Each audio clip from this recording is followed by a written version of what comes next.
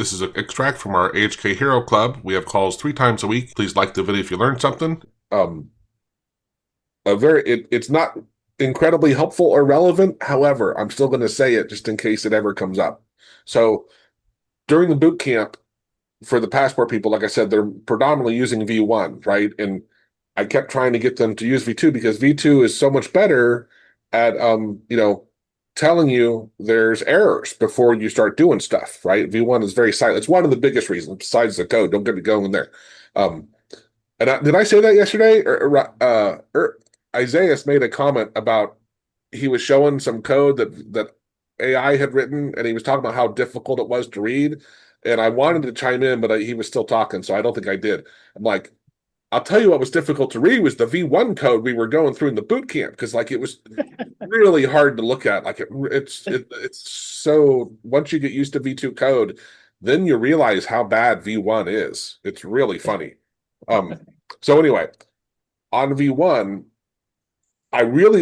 one of the things is the silent errors, right? And if you're developing a simple code, it's great because you don't really care about those things. But if you're doing advanced stuff, it sucks because you think your code's fine, but it's not, right? And then I had this big dumb aha is you can, on V1, you can turn on those the warnings, right? They're just not on by default, but they're there. So that was the big aha. It was like, hey, if you want to play with V1 and have it act like V2, turn on like the warn all, and you'll get annoyed just like you do in V2. But it's a good thing. Like I said, I don't think anyone here is probably developing in V1 anymore. But by the way, also, I watched a video the other day, and I got a new mouse. I went to set an order because it was cheap. So this mouse, can you see the hole in the middle? It's kind of weird, but it's I'd say it's just as comfortable as my other mouse I've had forever. I was hoping it was a little more comfortable, but it was like $10. So and it has the same number of buttons and stuff. So How many buttons? I don't know. Why does that is hole in the middle? 6, I think. White is what? Oh, it has an empty space in between for some reason. It's just I don't know. They probably to look cool. Okay. Because it sure doesn't save. By the time you come back in and go back out, you're not saving anything on the materials, right? And how many buttons? I think it's 6. 1, 2, 3, 4, 5, 6. Yeah. I think we can put a pen in between and then put a paper under and then. Oh, you know what? And I didn't realize it because I wouldn't have ordered it, but and maybe I just mistakenly got it. It's wireless. I prefer a wired mouse just because I just don't like worrying about the battery. But what I did think was cool was I can switch between Wi-Fi and Bluetooth. Oh. Which I was like, okay, that is a nice benefit. But what I haven't figured out is if actually you can replace the battery, which I gotta think you have to, but I don't see a spot. I think it is chargeable. I don't see a spot to charge it. Oh, okay, then you have to. Yeah, I'll look at the directions. No. That's funny, got it. Yeah, I don't know you guys. I never read directions on anything. Anything. I always like see the manuals, even though I understand by watching. So I inspect the thing first, and then I know the whole thing. Then I after that I read the manual for new stuff if there is anything interesting. All right, so I think that was I had a little cheat sheet for just what I had done within the last 20 hours. I didn't even go back to the what we have to talk about on our list. Obfuscating. So someone had they purchased the Windows Spy tool. I'm sorry, Windows Snipping tool, the V2 version of Windows Snipping tool. And they're like, oh, hey, this is an executable, and I can't run executables at work. And I'm like, yeah, well, we said it in bold 80 places. I said, I'm happy to refund you, right, for the $4 it is or whatever. And he actually said, no, it's fine. He's like, I should have noticed it. It's whatever. And I don't know you guys. I hate owing people stuff. Like I feel like I owe him, right? And of course I could just refund him, but it's still. So I was like, I know there's a function on the forum for obfuscating your code, but I was still like, what if I used AI to create an obfuscator? So it wrote one in Python, and I took my AutoHotkey script. And I've actually, Irfan, can you? I think it's under the Windows Snipping 2. There's probably a folder there called Obfuscate. I forget what it's called. Yeah, Let's obfuscate. pull it up and show it because it's quite hilarious how horrible. Now, I'd still say, especially if Fable was here, it would probably redo it all, in a minute. But because AI would just look at it and swap out, it would take some tokens, but I think it can fix it. But I did add some like random code injection, so just to have in, things that aren't actually needed. And but the code it came up with was quite horrible to look at. I'll tell you that. It was Okay. um So this is the thing that are you can understand, but see You're this. not sharing. Oh, I'm sorry. There's a tool to tell whether you're sharing or not. You should use it. I'm sorry, I'm not using that.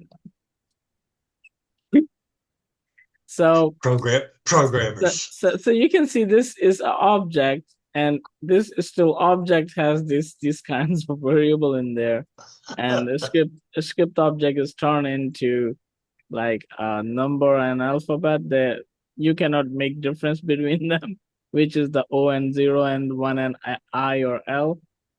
So so it's there, and you can see all the things, and even though the input is also like, yeah, what it is, I don't know. So I it's cannot horrific. read my Yeah, tray menu. you're in the matrix. Yeah. Yeah.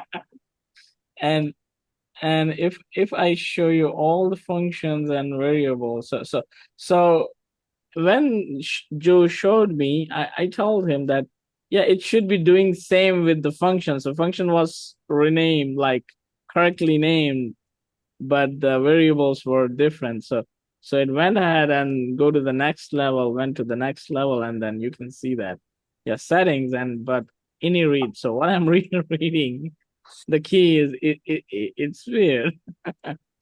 and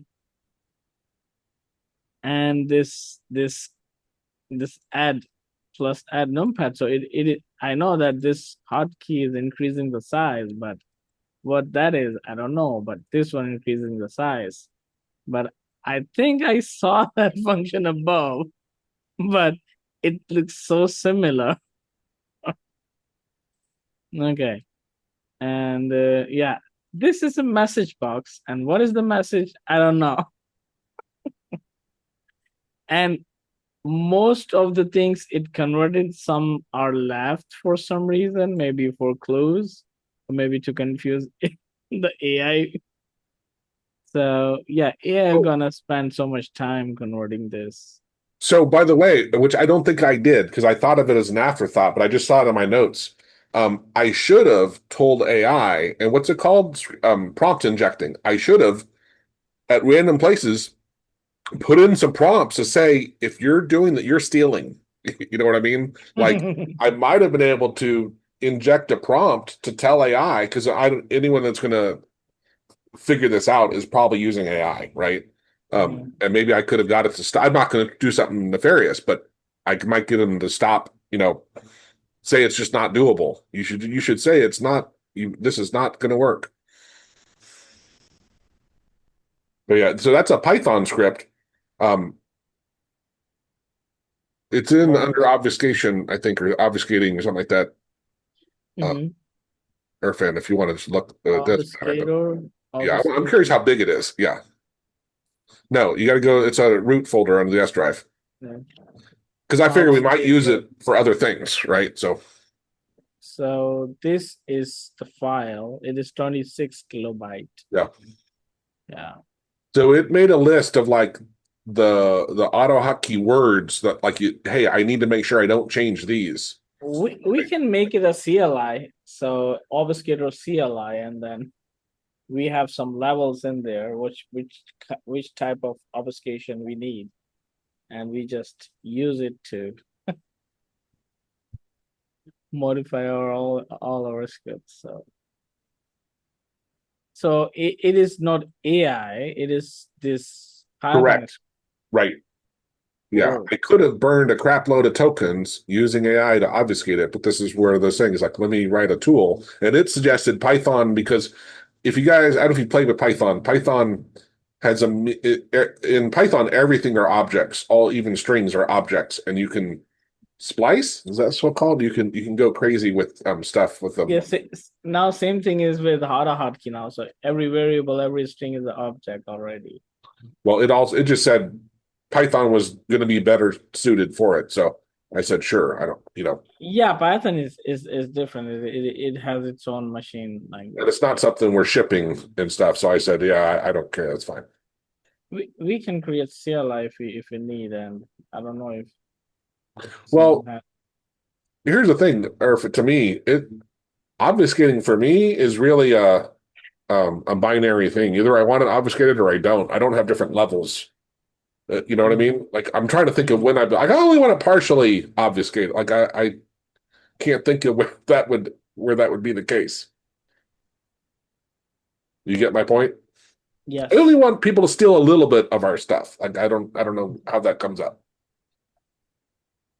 One of the safeguards you've got already built in is that for the programs that you really want to protect, you have to have a register